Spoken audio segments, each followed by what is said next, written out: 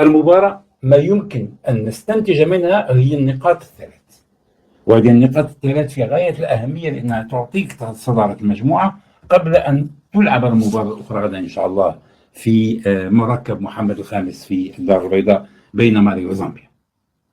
ما يسجل في هذه المباراة هي النتيجة الإيجابية على وجه التحديد، ولكن الأداء دائما فيه مشاكل، ورب المشاكل الكبيرة جدا يجب أن نتحدث عنها هي أن المنتخب المغربي يعاني في الشوط الأول معاناة كبيرة، لا يعرف طريق المرمى ولا يخلق فرص حقيقية للتهديف. حينما ننظر إلى الأرقام نشاهد فرصة واحدة خطيرة في الشوط الأول بس مقابل 0 لجزر القمر لأنه كان يدافع.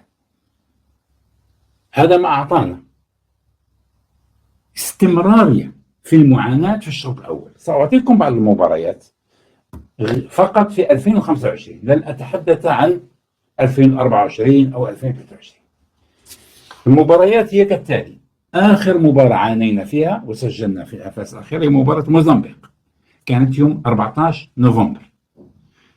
في شهر أكتوبر مباراة الكونغو يوم 14 أكتوبر أيضا عانينا فيها ولم نسجل في الشوط الأول وفزنا بهدف مقابل لا شيء. المباراة الودية أمام البحرين شاهدتم في الأنفاس الأخيرة في الوقت بدل الضائع، كانت يوم 9 من أكتوبر. في شهر يونيو مباراة البني لم نسجل هدف إلا في الوقت بديل الضائع في الشوط الأول، يعني في الدقيقة الثانية بعد 45، بمعنى أن في 45 دقيقة عندنا مشاكل. قبلها في 25 مارس 2025 مباراة تنزانيا أيضا لم نسجل في الشوط الأول. قبلها ب4 أيام مباراة النيجر، هدف مقابل هدفين حينما تقدم علينا المنتخب الذي يدربه بدر زكي، كانت في 21 من مارس، لم نسجل في الشوط الأول. بمعنى أن هذا الورش في الشوط الأول لم نشتغل عليه. وحينما ستواجه فرق كبيرة تحتاج مع البداية أن ترسل رسالة قوية وتسجل. جاءتنا فرصة، ركلة جزاء أهدرها سفيان رحيمي، وللحديث عن ضربة جزاء يجب أن نعترف بأنها منحت لنا بسخاء كبير من قبل حكم المباراة، وحكم المباراة تجاهل مرتين بطاقة صفراء للاعبين مغربيين، نايف أجرد وأيضا البطاقة الأخرى التي كان من المفترض أن تعطى لسفيان رحيم، هما بطاقتان من خلال المسك، في حين أن حينما أمسك اللاعب القمري بلاعب مغربي أشهر البطاقة الصفراء. ما يسجل في هذه المباراة ما كنا نحذر منه، وما كنت أحذر منه هو أن أقول دائما وباستمرار يجب أن نستدعي اللاعبين الجاهزين والذين لديهم تنافسية، أي أنهم نسق ورتم ويلعبون على أعلى مستوى.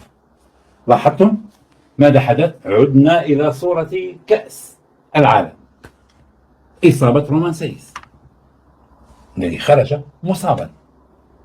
وعلى ذكر رومان سايس، حتى لا نقول بأننا نتحامل على اللاعبين أو نقول بأن اللاعب ربما أصيب لأن هذه إصابات واردة، ولكن نحن استدعينا لاعبا غاب عن المنتخب المغربي منذ مدة وتقدم في السن وأصبح بطيء وخضع لعملية جراحية ولم يلعب كثيرا، لعب 10 مباريات حتى هذه اللحظة، لعب نصف الدقائق التي من المفترض أن يلعبها لاعب أساسي. سأذكر الناس بعدد الإصابات التي لحقت والأيام التي غاب فيها رومان سايس. رومان سايس حينما أصيب في الرباط الصليبي للكاحل غاب 132 يوم عن التوالي عن فريقه، احسبوها 4 أشهر وزيادة. في المجموع منذ 2020 يعني منذ 5 سنوات تعرض رومان سايس ل10 إصابات، غاب 10 مرات بداعي الإصابة. مجموع الأيام التي غاب فيها 270 يوم. أنا أسألكم، كيف يمكن أن لاعب أصبح هشا، تقدم في السن، يفتقد إلى التنافسية، يفتقد إلى الجاهزية، نقحمه في مباراة افتتاحية؟ ليس فقط افتتاحية، في الظروف المناخية التي دارت فيها المباراة، أمطار هطلت بغزارة ولم تتوقف أثناء المباراة. يجب أن يكون هناك تعامل خاص بالنسبة للاعب، وهذا ما لاحظناه، بمعنى أننا بدأنا المباراة وخسرنا لاعب، وربما قد نخسره طوال هذه البطولة، وضحينا بلاعبين كان من المفترض أن يكونوا اليوم. هل يناقش أحد وجود باعوف وأحقيته في أن يكون في المنتخب؟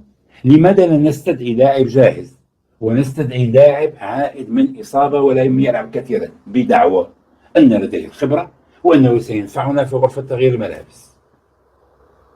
هذا هو الكلام الذي يجب أن نسمعه. دعونا من نتيجة المباراة، نحن نلعب دورة، والدورة تحتاج إلى زاد بشري، تحتاج إلى قطع غيار، تحتاج إلى لاعبين جاهزين.